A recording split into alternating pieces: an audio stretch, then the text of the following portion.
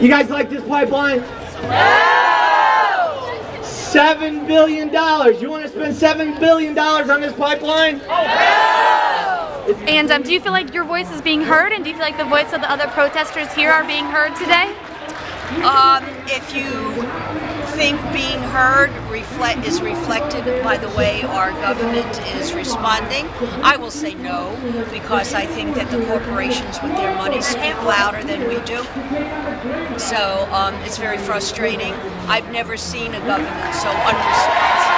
I'm 68 years old, I've been involved in politics. I was born on a picket line, and I have never seen it so bad.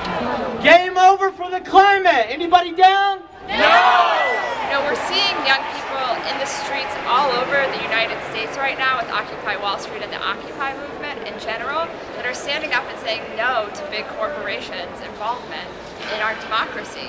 And here today, we had to sleep out last night in the building of the permit, or of the hearing, just to be able to get our voices heard, because the oil companies pay people to come in and lobby on this. And so we're here just like all of the young people in DC out on the streets, and all the young people in New York with Occupy Wall Street, standing up and saying no to corporations in our democracy and saying no to big oil in our democracy. What they're saying is they want our government to respect people over profits. And that's exactly what we as pipeline fighters want as well.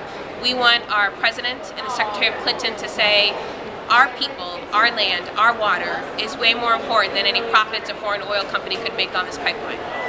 The State Department, right now, through that door, a little bit down a set of stairs, there's a hearing going on right now. It's the last of a series of hearings across the United States. It's the last one where the State Department is asking the public what we think about this pipeline. You guys ready to tell them what we think? Yeah! We've already proved this thing's an environmental disaster, right?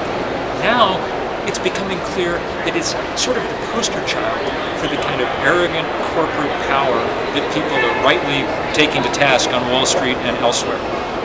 When we find these emails all the time now saying that TransCanada and its lobbyists are working hand in glove with the State Department, when we hear that the State Department has hired to run this hearing a company that one of whose main clients is TransCanada, the first thing you do is your mind kind of explodes, at least if you're a kind of rube from the backwoods like me.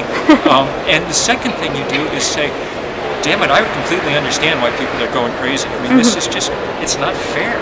And so, I guess the way to say it is, we've been concentrating on how environmentally dirty this project is, and we're going to spend a lot of time now also talking about how politically dirty it is. Parsons! No! Parsons! No!